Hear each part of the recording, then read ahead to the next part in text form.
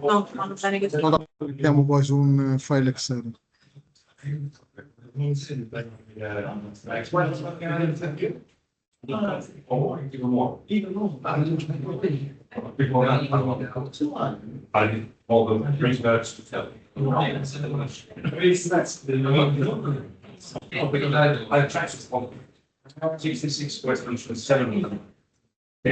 So you all the so you say that's the equality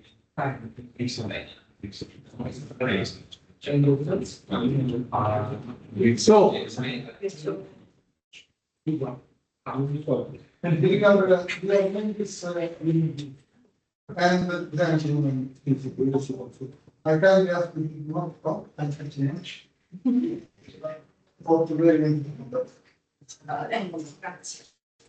So today we have Dr. Antonio Parrilla. Dr. Antonio Parrilla works at the Italian Prime Ministry office. He is an expert in communication, and he is one of the few infodemic managers officially recognized by the World Health Organization.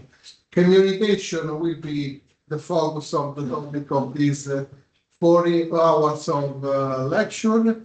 And I want to thank Antonio that is cooperating with us now. It's 10 years, more or less, that we are working together. So we are very glad to have him again at the master course. Antonio, thank you so much. I leave you the floor. It's a pleasure for me.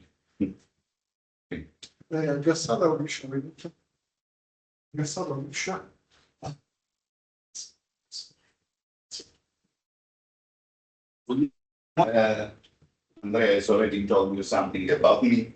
In the file you can see all the courses of studies that I have done. I began with a computer science degree at the University of Salerno. And then when I began working for the public administration, I had two masters in quality for public administration. And I was also a student for the first and second level CBRE masters in Toro Vergata. Andrea Malizia, Dr. Andrea Malizia was one of my teachers. And from theoretical point of view, I am also a first responder, but if you see me running, follow me because I'm going outside. I'm not going to solve the problem. And I have also an organization master released by National School of Public Administration. It deals with project management most of all. And I have also a data science diploma by National School of Public Administration as well. And as already you know, I am the deputy IHO Infodemic Manager certified. I was selected for the first cohort of Infodemic Manager students by the WHO during the COVID-19 pandemic. And I was the only one Italian one, so I am not only one of the few Italian Infodemic Manager, but the first to be certified. This is what I studied. Now I work for the Italian Prime Minister office, and I work for the Department of Sport in international relation department. You may wonder that things have to do with communication and with communication in emergency. There are many topics that are related to communication also in sport. For example, I've been the Italian representative for the Council of Europe project combating hate speech in sport. We wrote guidelines to fight against hate speech in sport. Now I am vice chair of a group of experts in the Council in the European Commission. We are working to prepare recommendations for the European Parliament regarding the hate speech in sport. The similarities are many because, of course, the kind of tricks that are used by haters are the same if you talk about sport, if you talk about disability, if you talk about gender equality, and etc. etc. So this is me, and this is the most difficult part of my presentation from my point of view, because I'm a shy one. I'm a shy one. So if you see me painting, it's just because I'm nervous. But I would like to know something about you for study. I know this is a routine that you have to teach. But for me, it's important to know, especially what are your knowledge about communication. If you have done some courses, some studies regarding communication, even at the base level. We start from Professor. Okay, I'm Alessandro. I'm a researcher at the Parrilla. My degree at PhD was in physics, and I'm also in protection. Related to the communication, so let's say we have to manage the nuclear emergency like the NEA, but we are involved in the safety and protection of the public. So directly we have to communicate not to the population directly, but with the institution. Yeah. Same as Alessandro, I'm Ignazio Milati, I work in ENEA, degree in PhD physics, also radio protection experts, and regarding communication, we just attend some courses, but really we did not manage to practice communication with the public, but just with internal stakeholders, director in ENEA or some from prefecture or something like this. It's important as well because you will learn how important is communication. I hope that you will transfer your knowledge to your bosses that usually in case of emergencies. That's They want to appear. for instance, just for the technical point of view, communication technical point of view. Thank you. Sorry. What do you mess with? Ministry of Fire. On my son is in so like they take you that no. But of course No. good morning.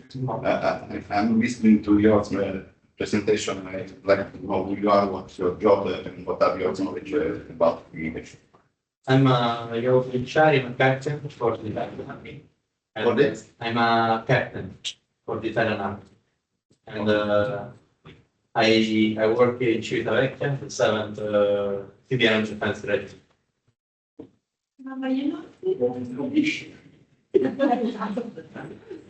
Stai? Okay. I'm Emiliano Franci. I'm an expert of the Army. I have a master's degree in chemistry. I'm in Civitavecchia in Sheffield and BC. And the communication for us is very important because we need to treat the bomb with special chemist in it. So we need to communicate with the carabinieri, all the take it and work with them.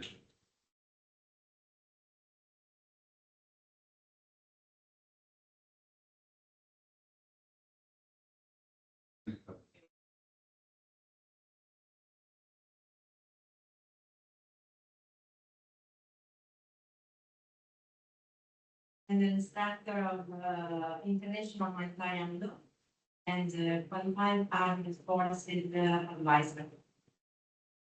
Thanks. Jan Lakko, served 5 paramedic there as a team of his house. Speak about communication. Yes. Lots of that.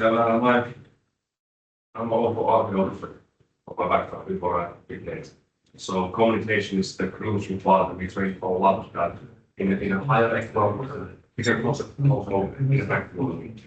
So my needs and the tools are forward. so the list partners in protection. My geologist and the work in my goals about risk assessment for floods and slides is easily that collectors. Yes. Mami, Fernando Nandi from Italian Pipe Fabric, engineer. Mostly about communication. So this level course is No, that's not that. Morning, Madam Secretary. To the force officer. It's the government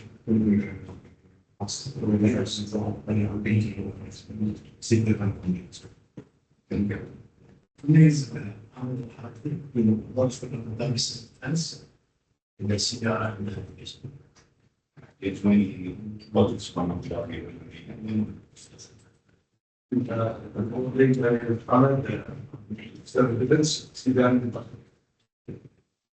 and Muhammad, when you read, work and 7 years from the and Muhammad, I think that is the best, pensabili essere sfuggiti. And the children, methodology, scientists, and yeah, but mainly the skill of communication by establishing a relationship between Imam your form.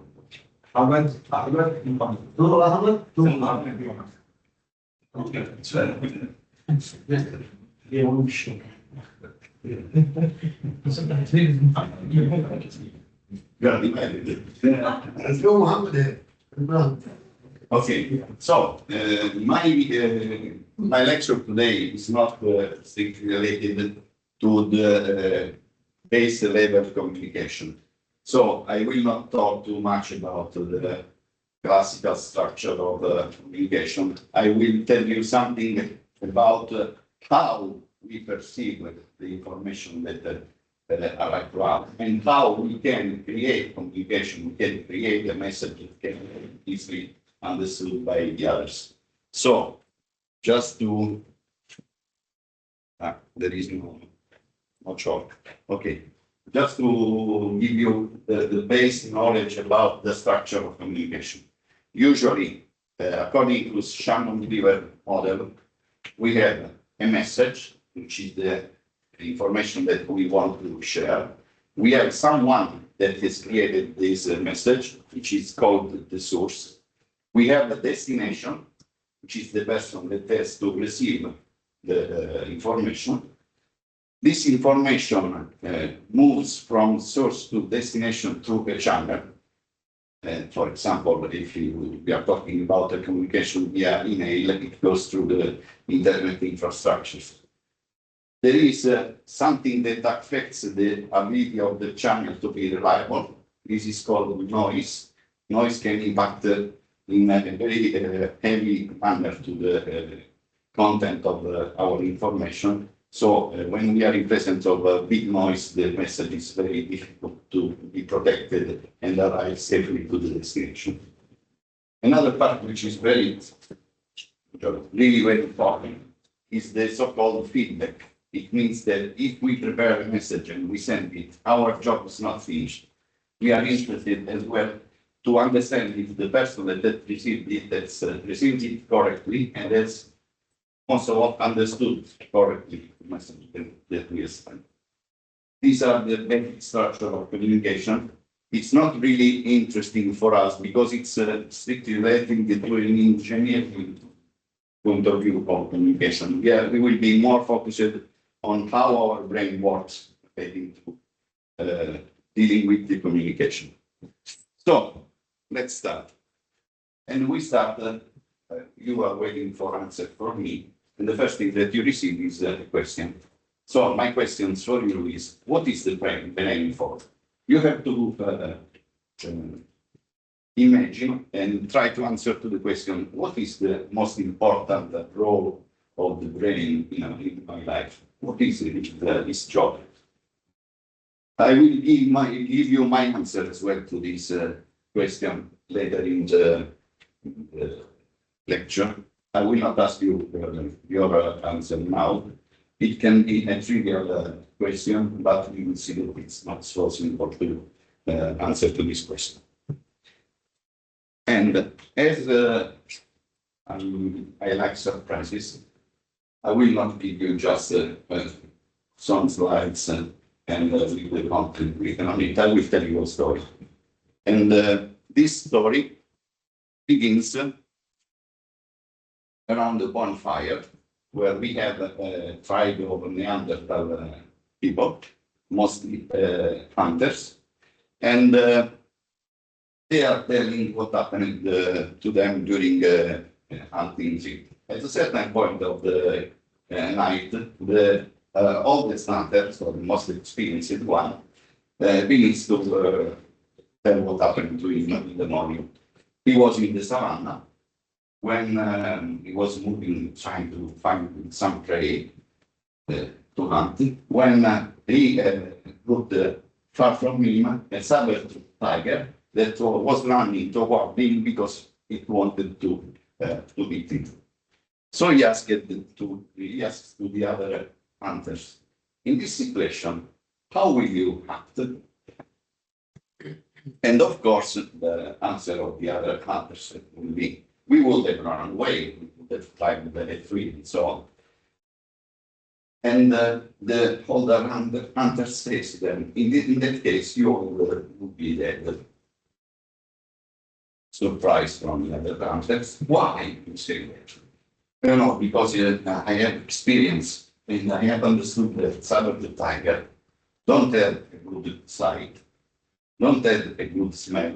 They just have a good hearing capabilities. So they move toward the prey if they see something moving. If you stand still and don't move anything, it will not find you and will go away. That's why I survived to the to its attack. So we have just from this little story, we have some first consideration. First of all, is that communication is the oldest tool that human beings have used for exchanging experiences. Of course, if the young hunters accept the suggestion, the advising of the old hunter, it means that communication is also capable of changing other people's behavior. It's very important, for example, during emergencies. But the impact of our words on the behavior of the others is strictly dependent on the credibility that we have. The more we are credible, the more people are prone to follow what we are saying, our instructions.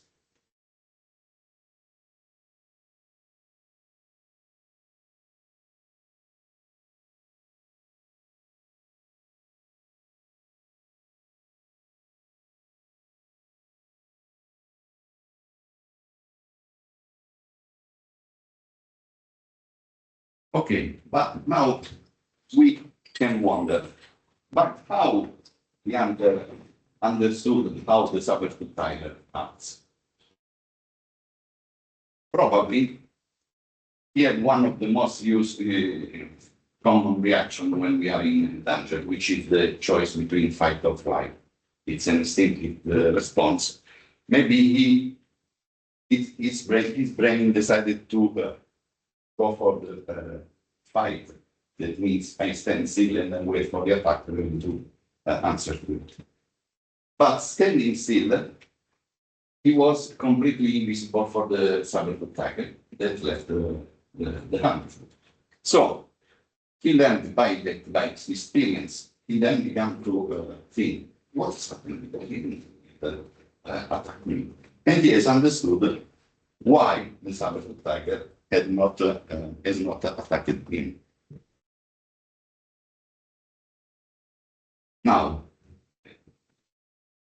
this is still related to the fact that our brain works in many different ways.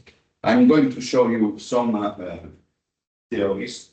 None of them is the most correct one.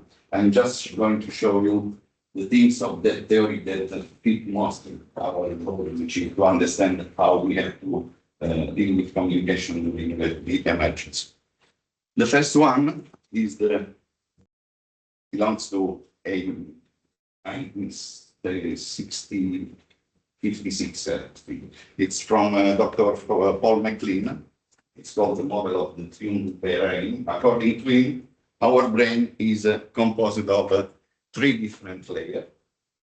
The most inner part of the brain is called lizard brain. The second part is called mammal brain. And the third part is called human brain or neocortex, which is specifically developed in the human brain. Other animals don't have it. So, according to this theory, we have a brain which is really three brains in one. And each brain has been developed in different moments of our evolution. So the lizard brain is the oldest one. Then there is the mammal brain, and the most recent one is in the neocortex. Each of these layers, as it has been evolved independently from the others, have different and separate functions. But in some way they can interact one with each other. Let's start with the reptilian or lizard brain, which is the most inner part of the brain. And it's related strictly to our physical survival. For example, it's responsible for all the activities that we make unconsciously: digestion, breathing, heartbeat, functioning of our inner organs, and so on. It's responsible as well of the fight or flight response in case of dangers. And of course, it's highly resistant to change. We cannot stop taking, even if we want, certain point we will not be able to control, and we will keep on breathing again. The second level is called the mammal or limbic system, and is the center of our emotion. It includes amygdala and makes us feel pity, anger, disgust, and so on. This is the part of the brain which is focused the main part of the communication that we find on social media. There's a lot to do with fear, feeding, and reasons. They try to provoke in us this kind of reactions because they become viral and so on. And the last one, we have the neocortex, which is the part of the brain that makes the language possible, and is also the center of the logical and rational thinking. So it's responsible for our voluntary movement, process our information, and it's involved in complex tasks. And also when we try to learn something, we use our neocortex regularly. As I told you, they work separately. They have in some effect one on each other. The bad thing is that the most inner part has a strong capability to influence the other layers, while the most external layer have a weak capability to influence the other part. It means that our instinct will usually take the lead if there is a conflict between our instinct and our neocortex.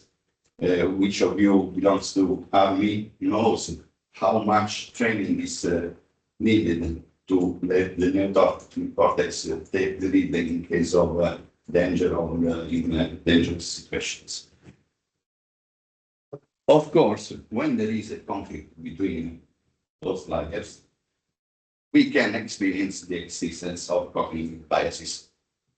By definition, they are pattern of poor judgment, often triggered by a particular situation. And their existence has been confirmed by many studies. And the list is long and is growing. So they are finding new cognitive biases in this period, especially because communication through social media has exploited the faults or brain processing such a overwhelming quantity of information. Why do they exist? Because, of course, brains that rely on these have been over in different period of time in different tasks. So the goal of each task can be different from layer to layer. And some of them are adaptive and are good for us because they avoid us to overthink. They are faster to respond in different situations. And some of them have something to do with our thought in our brain layers don't communicate as well as we want. There are many types of cognitive biases. Some of them are related to decision making. Some of them are related to our ability to deal with probability and beliefs. Some of them are social biases, and some of them have something to do with our memory. We all know that our memory is not so efficient that we thought in the past. We are also affected by fake reminds. We think that we have experienced some experience that in reality in our life we have never experienced. I will give you some example, some very useful in emergency. The first one is the attentional biases. Of course, the stimuli that have to do with our emotions usually take the lead in a given situation, even on our rational path. For example, in case of emergency, if we see that the person involved, for example, if there is a big noise, they have fear, and their emotions, fear, stops them from understanding what you're saying. So they will react to stimuli that go in the same direction. You have to deal with them from an emotional point of view. If you think, you try to be rational with them, or the bandwagon effect. This is, for example, in a social based bias. It's our tendency to do or believe in the things that people of the social group want to belong to think or do. And it's responsible, for example, we have behavior. People which belong to groups that think that vaccines are always better will act in the same way, even if we are exposed to them data that confirm that vaccines are safe, they are good for life, they are good, etc. Because they are affected by this bandwagon effect. Then we have the confirmation bias, which is a very dangerous tendency that we have to search for information that confirm our existing beliefs. And there is also the tendency to react to different stimuli of information that are not compliant with what we already think. We tend to refuse new information that contradict our vision of reality. And I close with the framing effect, which is very important point of view of communication. The same communication given even using a certain kind of warning, a certain kind of phrase construction gives to the destination of the communication a different message, and the person will react differently according to the frame that we are using on it. For example, it's we can say in Rome there is 1% of youngsters that go during the night killing people, 1%. But if we transform this number in 2,000%, it can be some more tricky than the 100%. So the construction of the phrase and even the construction of surveys is strictly related to the framing method. I will give you an example of this. At the university in the USA, they asked to a group of students how happy they were about their life. And the answer was way more than 60%. The second question was how when did you have your last sentimental relationship? And they saw that if they made the same questions in the opposite order, so first asking what is your sentimental situation, then asking how happy are you about your life, the results of the survey changed dramatically. This is a training effort, so we have to be careful, even if we want to build a survey to understand what's happening in our society. Oh. Yes, which is.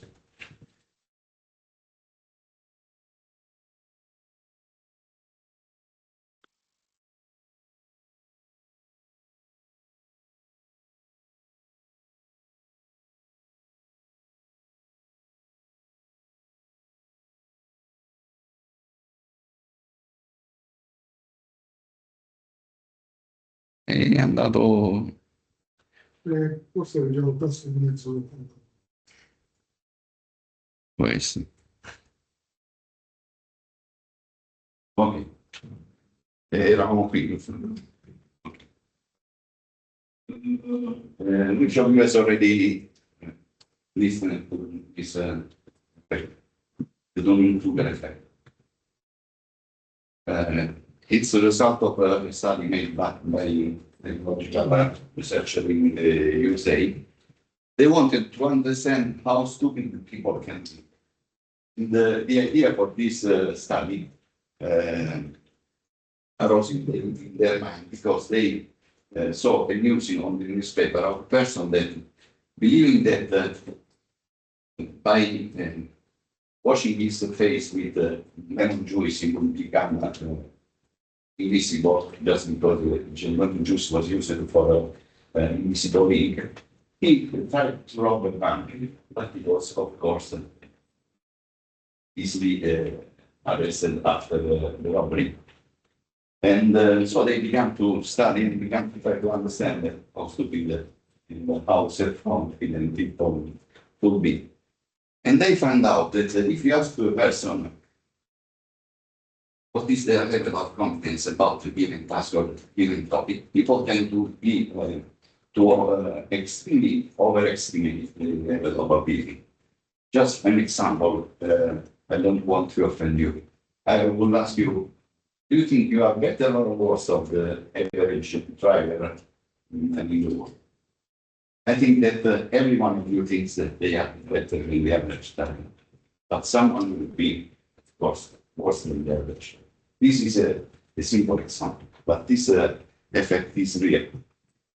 What they found out in this study, most interesting part was that when people that were highly self-confident on a task that were not even tried before, when they had to try it, and when they received the training on how to deal with the task, their level of self-confidence dropped down dramatically.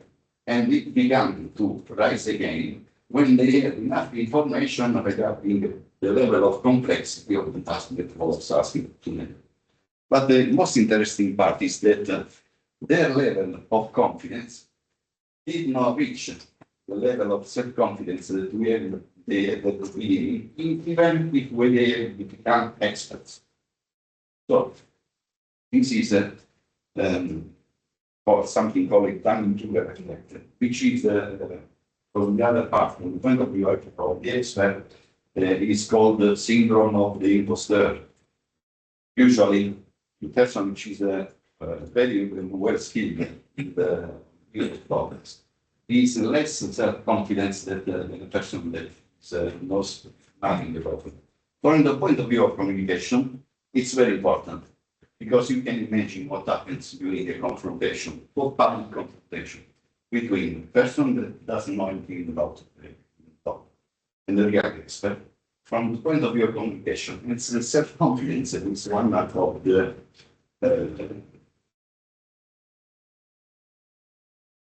is one of the signals that we can obtain without speaking. the level of communication of the less skilled people is more effective than the communication of the most skilled one. And that's why when journalists tend to organize debates between people which are not expert and expert, usually they don't do a good work for the research of truth.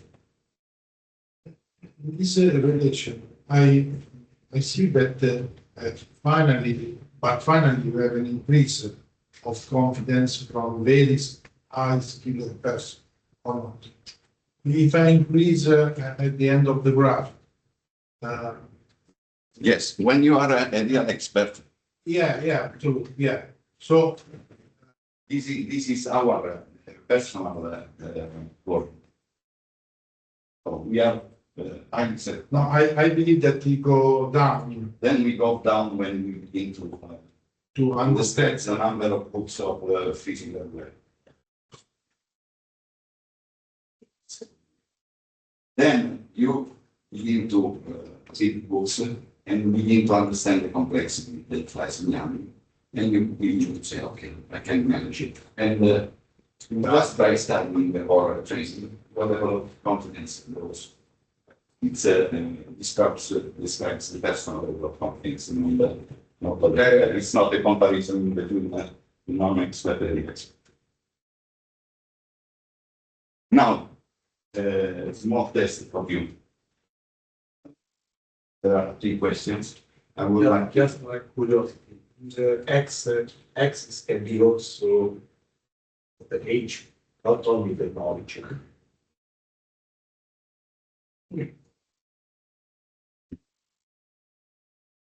Io faccio parte degli anziani, devo dire che per alcune cose c'è questo seguito. Poi vedremo un video. It's complicated. Okay, I would like you to answer to these 3 questions. Tell me when you are ready.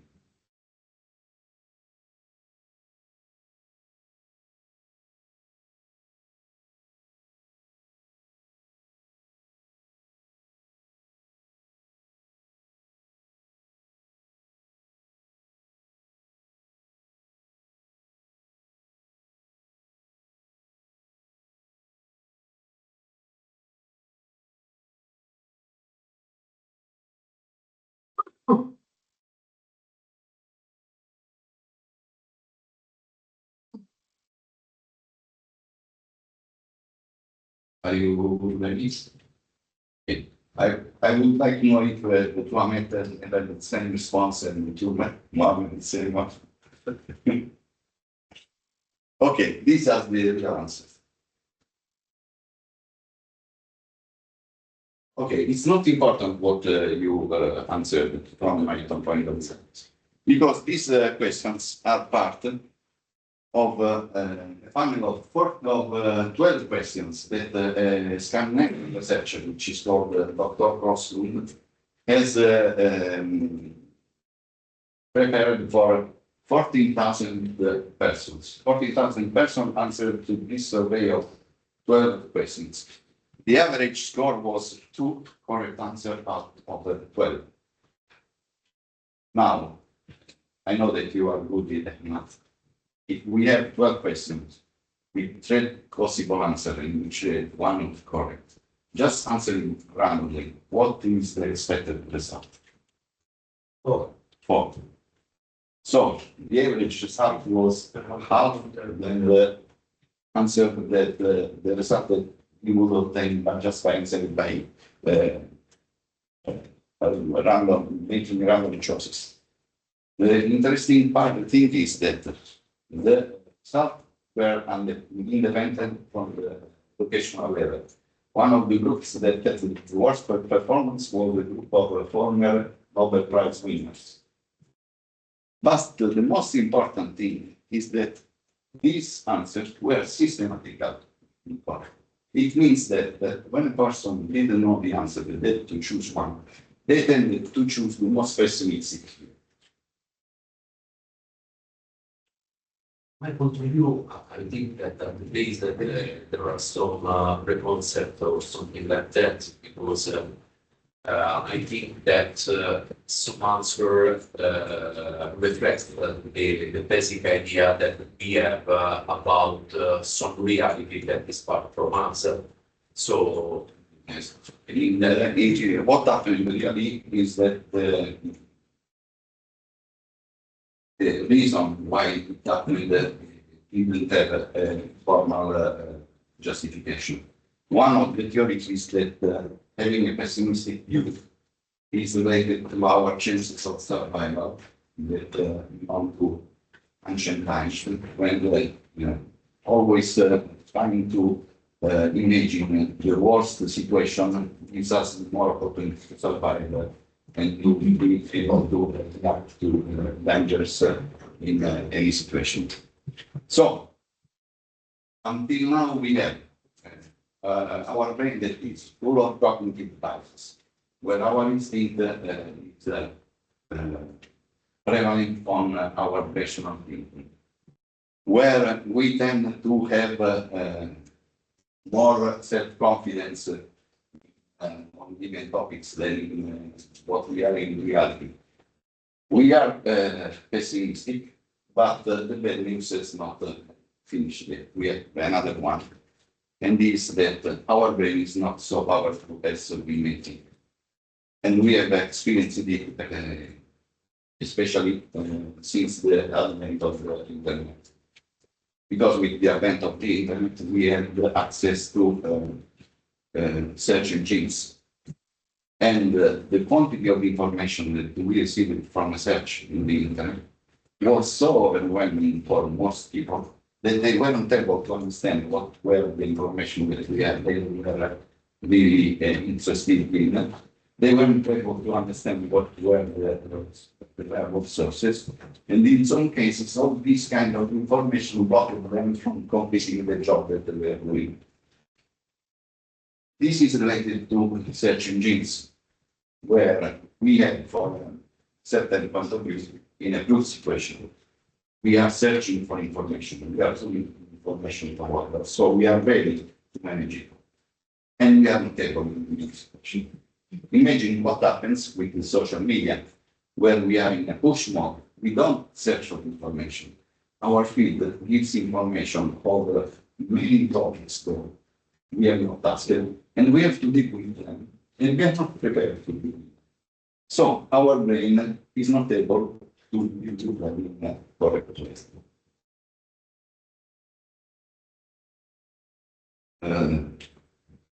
Don't be ashamed that there is something that can help us to become victorious even with all this number of handicaps. Why do we act in this way? Because we are lazy, and being lazy is a good thing in nature. Because scientists have seen that species that are lazy and they have good strategies for keeping to save energies are those who won the fight for evolution. From an evolutionary point of view, strategies for low consuming energy are better than other kind of strategies. Of course, we now think that we have enough energy to do all things all day long because we have food, we have water, we have protection, and so on. But for the most part of our existence as species, this was not true. It's an achievement that we have reached in very small period of time is compared from the point of view of evolution. But in the past, even for a human being, the consumption of energy was a factor for survival.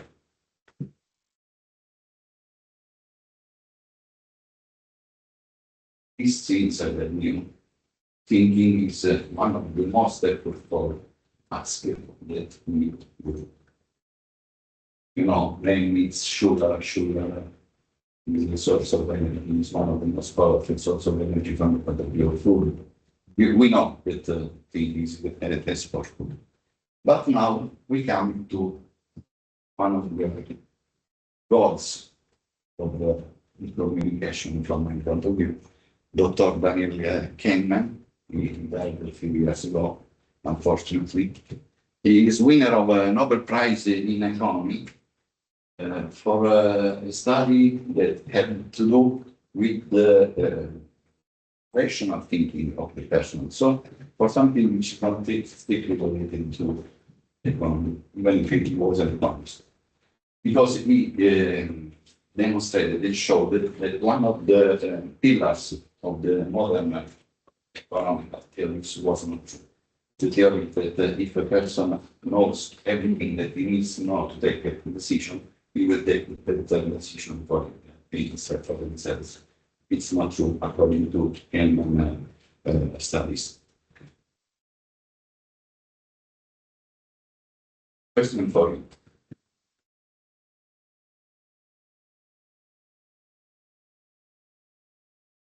Okay.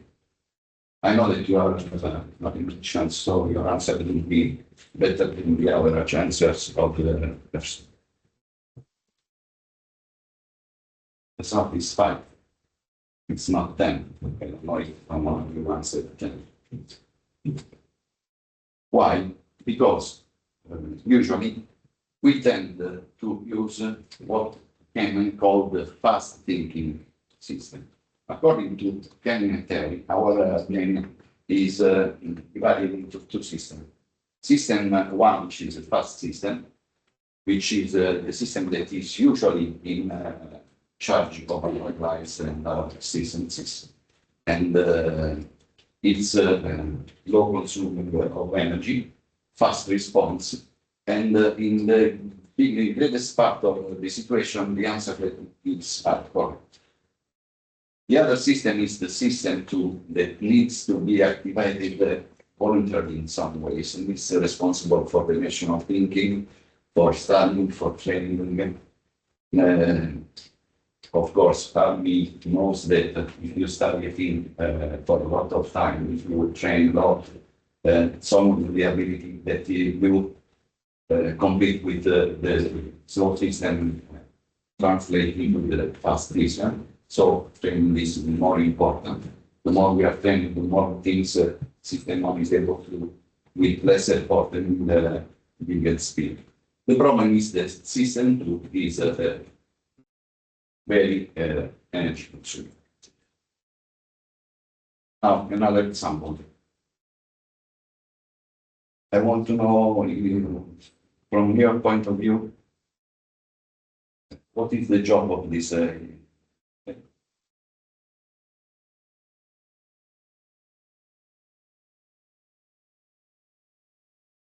Okay. What? Okay. Photographer is the answer of the system 1, the fast system, because it takes information where there is no information, just a picture. I think that we all have a picture where we are taking the picture with our machine. From a rational point of view, what the system will do? She is related. In Italy, there are more photographers, more festival producers, more teachers, more models, or more teachers.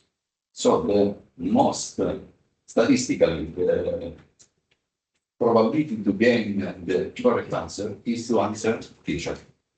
In fact, this is Chiara, she is a friend of mine, she is a teacher. She belongs to Southern Italy, so it's even more easy to understand how she is a teacher, because this is one of the main jobs that in the Southern Italy tend to do. So, system 2 is the system that takes into account more information and more risks than the system 1. These are the definitions that are given by system 1, according to Kahneman. It says that it's fast, it's able to answer correctly in part of the situation.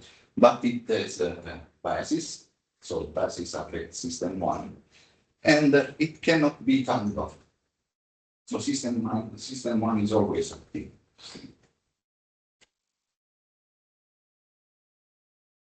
This is the good part of system 1. Surveillance is not really important for in all day long, 20 hours or a day. So system 1 making the decision is very good and has a better result than system 2. But what can we do? We have to be aware of the situation where we need more attention. In this case, we have to activate system 2 in order to achieve the goal that we are. I'll give you a fast example. I don't know if someone of you has come here by car, but usually, do you remember when you are going to take the driver license? The first of your training, you have to think, oh, I have to push this pedal. This was the system 2 that was working because we were not trained. And of course, when we learned to drive the car, the control passed to system 1. And now, according to system 1, we are better driver than according to system 2 at the beginning. But when we arrive to the university, and there is a small parking lot where we have to tell what the car, what happens? For some of us, for me, for example, even the music is disturbing. So the first thing that I do is turn off the radio, because I am activating system 2. This is a difficult task, and I need system 2, I need more attention. So the nice thing is that even if we have a brain that has a lot of problems, biases, high self-esteem, and so on, this brain has the capability to deal with most of the tasks that we are asked to do. But we must be able to understand when we have to activate this, because it's not automatically activated. And it's energy consuming, so we cannot deal with it all day long. We need some rest, and we have to understand when we can perform system 2 and when we need some rest. I want to see if you have understood something about it. I know the answer, the goal, goals. Charts give to person per year goes 22. It's easy now that you are using system 2. How many persons deal with sharks in a year? How many persons deal with cows in a year? How many cows are there? How many sharks are there? So now you have understood. And now I'm going to answer to the question that I asked you at the beginning. I know that you probably have answered the main function for our brain is to think. It's to make logical thinking, reasoning, and so on. But if you ask this thing to brain scientists, the answer is this. The main function of the brain is to keep us from thinking. I don't know if you want to make a proposal between the simple and that. No, guarda, fa buon Okay. Prego. No, prego. Okay. No, lo dobbiamo proprio, ognuno lo dobbiamo fare.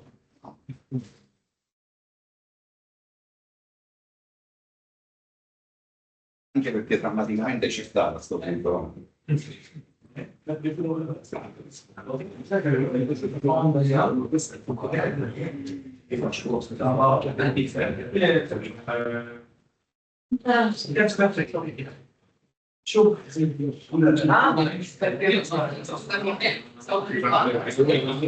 What do you think? Perché se no difficile.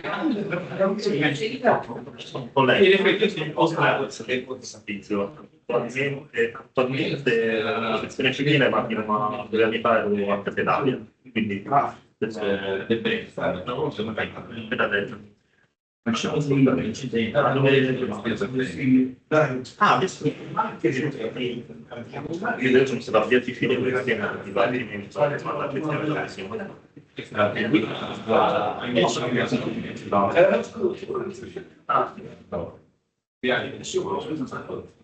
Ciao, guarda.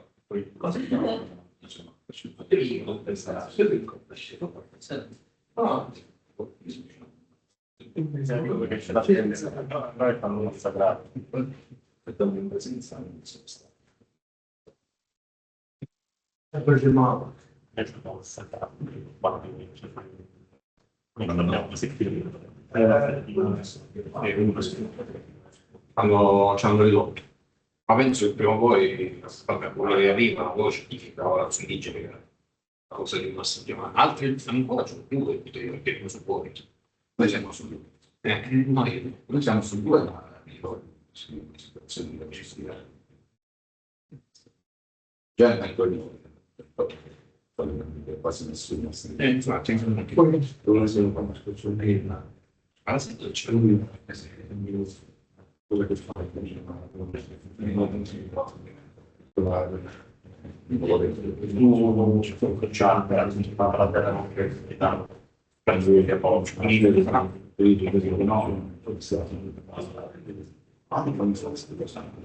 la scienziata che ha un po' che stava male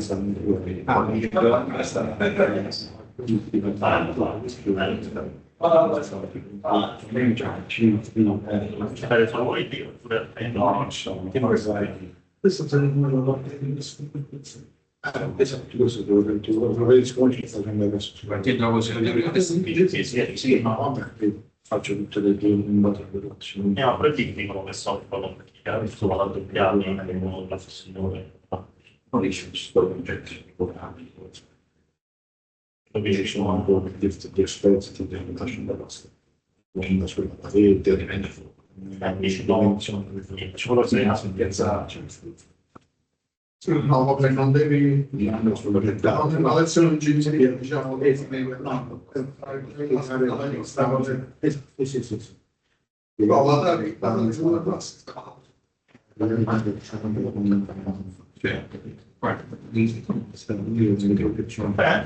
grazie. il tempo è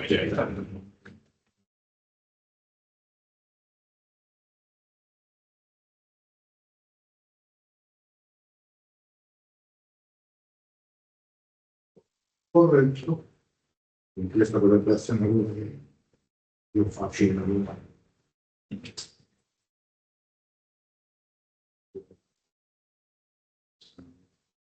Io oggi non vedo quello in Francesco, non ho proprio il discorso rabbioso, perché va bene come tematica.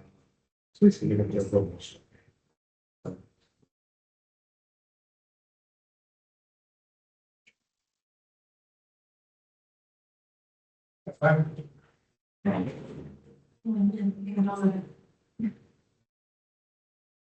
Caffè te lo porto? Devi concentrarti. No, sicuro.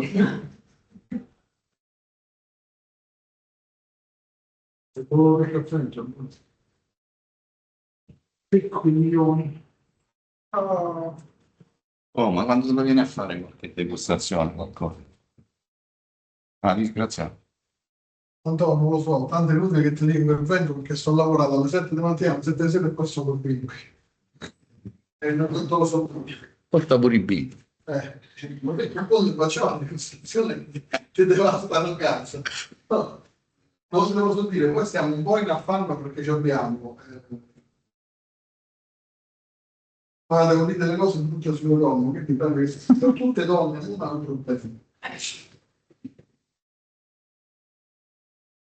No, per cose belle e cose brutte, ha fatto un film, uno ho perso, quindi due persone che mi stanno.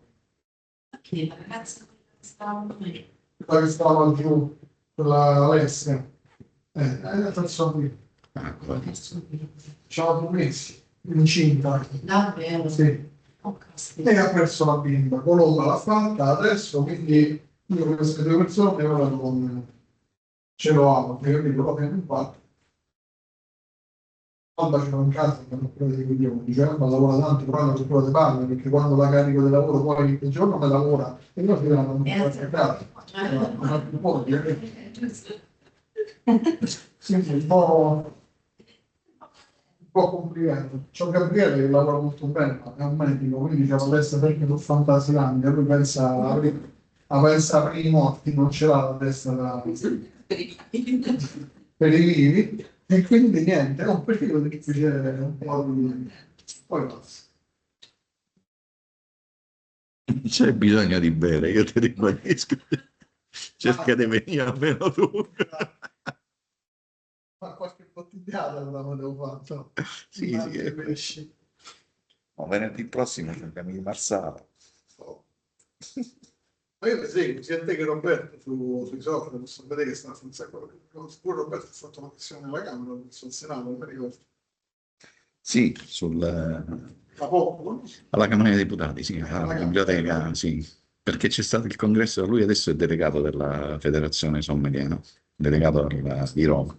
Hanno fatto il convegno e la nazionale l'ha organizzato lui qua, no? Fatti venire tutti qua. No, Roberta è una macchina da viaggio. sto a vedere che sta facendo mille cose. Sì. La macchina da guerra. Sì, sì, sì, sia lui che la compagna. Vabbè, anche Daniela. Cantone, però vedo che... Bello dipendente. Tu praticamente servivi in aereo sto periodo. La Madosca, lascia stare. Cioè, io adesso Cioè, vedo praticamente ogni sto 2 giorni vedo rifiutando la le foto trasferte. Sto rifiutando le trasferte adesso.